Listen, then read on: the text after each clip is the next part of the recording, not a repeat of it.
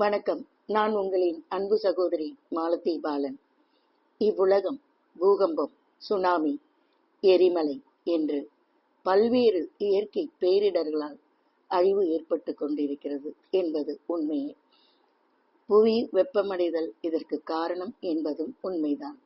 ஆனால் இதற்கெல்லாம் காரணம் இவர்கள் சொல்வது மட்டுமல்ல. உலக நாடுகள் அனைத்தும் அணுகுண்டு சோதனை போல் சாதனைகள் எது இருந்தாலும் கடலில்தான் செய்கின்றனர். நிலத்தில் வாழும் உயிரினங்களைப் போல் நீரிலும் வாழும் உயிரினங்கள் ஏராளம். நிலப்பரப்பில் ஏற்படும் அத்தனை அசுத்தங்களும் கடலுக்குள் தான் சென்று இதனால் ஓஷன் கரண்ட் என்ற ஒன்று பாதிக்கிறது என்பதை நாம் புரிந்து கொள்ள வேண்டும். என்னதான் சமுத்திர தாய் தாங்கிக் கொண்டாலும் ஒரு நாள் பொங்கி எழுதுதானே ஆவாள். அவள் தன்னைத்தானே சுத்திகரித்துக் கொள்கிறாள். இதனால் ஏற்படுவதுதான் சுனாமி, கடலுக்குள் எரிமலை வெடித்தல், இதனால் ஏற்படும் பூகம்பம் போன்ற பேரழிவுகள் என்பதை உலக நாடுகள் அனைவரும் நினைவில் கொள்ள வேண்டும். தவிர நிலப்பரப்பில் ஏற்படும் பூகம்பங்கள், உதாரணமாக நாம் தண்ணீர் தேவைக்காக ஆழ்துணை கிணறுகளை அமைக்கின்றோம். இப்படி ஒரு சாலையில் பல நூறு வீடுகள் இருக்கும் பொழுது பல நூறு மோட்டார்கள் இயக்கி நீரை உறிஞ்சுகிறோம். அப்போது என்னவாகிறது?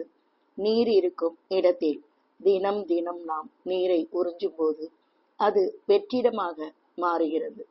அங்கே சூடான காற்று நிலை கொள்கிறது. இப்புவியினால் இவ்வெற்றிடத்தில் ஏற்படும் சூட்டினால் பாறைகள் உருக ஆரம்பிக்கின்றன. இதனால் உருகிய பாறைகள் சரிய தொடங்கும் போது நிலநடுக்கம் ஏற்படுகிறது என்பதுதான் எனது வாதம். இதற்கு என்ன தீர்வு?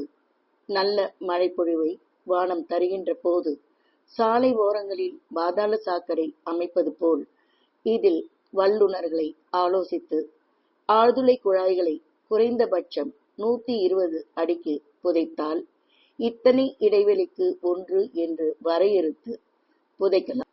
குப்பைகள் விழாமல் மேலே இரும்பு கிரில் சல்லடைகளும் அமைத்து பராமரித்து வந்தால் நிலத்தடி நீர்வளம் பெருகுவதுடன் மழை நீரால் ஏற்படும் வெள்ளப்பெருக்கையும் தடுக்க முடியும் என்பது எனது கருத்து.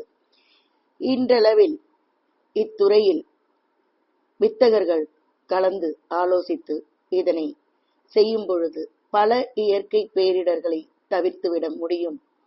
தவிரவும் அரசர்கள் அன்றைய காலகட்டங்களில் சாலையோரம் நட்ட மரங்கள் ஏன் என்று தெரியுமா? புளிய மரம், ஆலமரம், அரச மரம் என்று பெரிய மர வகையை சார்ந்த மரங்களை நடும்போது அவைகளின் வேர்கள் பூமியை இறுக்கமாக பிடித்து இயற்கை பேரிடர்களை தாங்கும் என்பதே இதன் பொருளாகும். வழிப்போக்கர்கள் ஓய்வெடுக்க மட்டும்தான் என்பது எல்லோருக்கும் தெரியும் என்றாலும் இவைதான் இதற்கு முக்கிய காரணங்களாகும். எப்போதுமே நான் பல பதிவுகளில் கூறியபடி அரசை மட்டுமே நாம் குறை கூறி கொண்டிருக்காமல் நாம் நம்முடைய ஒவ்வொருவருக்கும் ஒவ்வொரு தனி மனிதனுக்கும் பொறுப்பு வேண்டும். அரசு செய்து கொடுக்கும் நலத்திட்டங்களை நாமும் அனுசரித்து சென்றால்தான் நாடும் வீடும் செழிப்பாக இருக்க முடியும். இவற்றை நாம் புரிந்து கொள்ள வேண்டும். இவை யாவும் எனது தனிப்பட்ட கருத்து மட்டுமே. நன்றியுடன் உங்களின் அன்பு சகோதரி மாலதி பாலன்.